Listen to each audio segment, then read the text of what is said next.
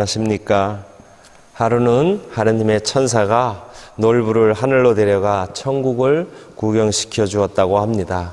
어느 방에 들어갔더니 벽에 시계가 잔뜩 붙어 있었습니다. 아니, 천사님 웬 시계가 이렇게 많습니까? 이것은 지상에 있는 사람들의 수명을 나타내는 시계란다. 그런데 착한 일을 하는 사람은 시계바늘이 천천히 돌아가고 나쁜 짓을 하는 사람의 시계바늘은 빨리 돌아간단다. 놀부가 보니 정말로 시계 밑에 사람의 이름이 붙어 있는데 어떤 시계의 바늘은 아주 천천히 돌아가고 어떤 바늘은 무척 빨리 돌아갔습니다. 그런데 아무리 살펴보아도 자기 이름이 쓰인 시계가 보이지 않았습니다. 천사님, 제 시계는 어디에 있나요? 이 방에는 안 보이는데요.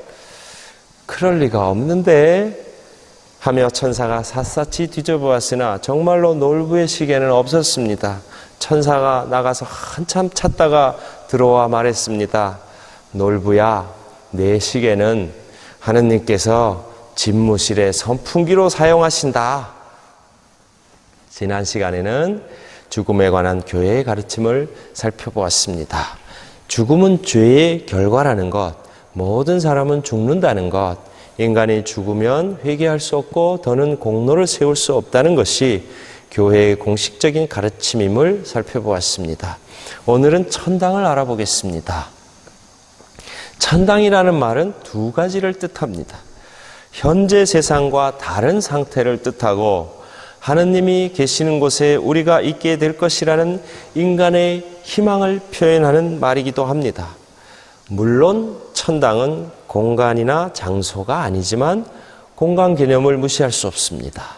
구원의 대상은 인간인데 인간은 부활한 몸으로 새로워진 우주 속에 살게 될 것이기 때문입니다. 영원한 복락을 누릴 인간은 새로운 시간과 새로운 공간 속에 살게 될 것입니다. 천당이라는 말은 바로 이 점을 우리에게 상기시켜 줍니다. 천당이라는 말을 사용할 때 우리는 전인적인 구원을 생각해야 합니다. 다시 말해 인간이 구원받을 때 영혼만이 구원을 받는 것이 아닙니다. 천당은 결코 영혼만이 행복을 누리는 곳이 아닙니다.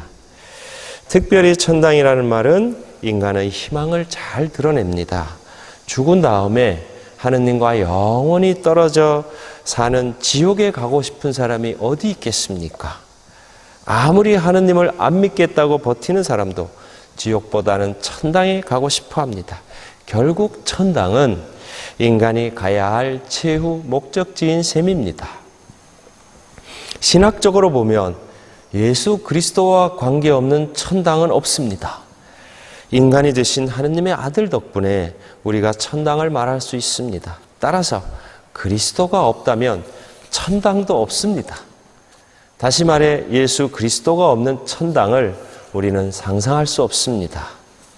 천당에 관한 교회의 가르침은 다음 세 가지로 요약할 수 있습니다. 첫째, 천당의 성인들은 하느님을 직접적이고 직관적으로 인식한다.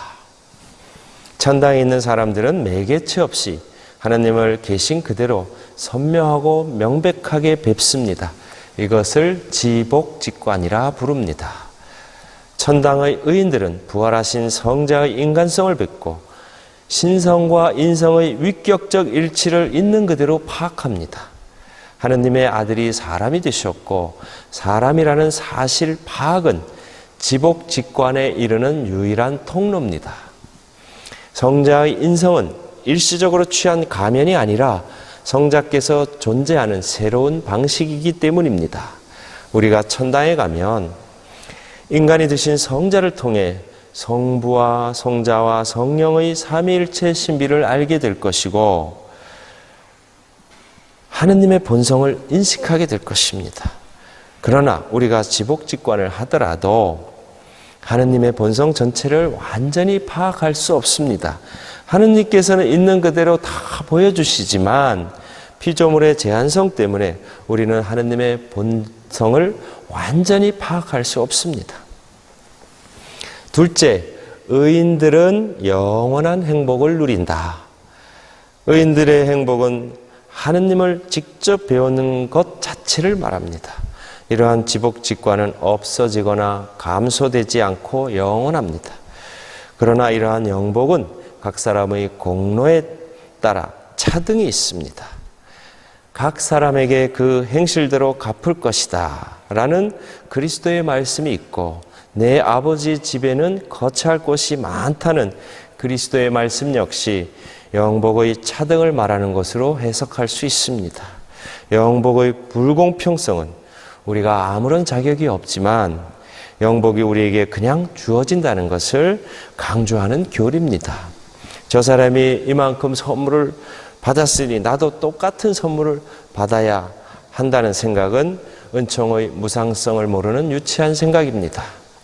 성모 마리아가 받은 은총과 똑같은 은총을 달라고 주장할 권리가 과연 우리에게 있겠습니까? 셋째, 지복직관은 죽는 순간 즉시 시작된다. 그렇지만 소지 없이 죽는 의인이 과연 있을 수 있겠습니까? 결국 직천당하는 사람은 순교자들 뿐이라고 초대교회부터 생각해 왔습니다.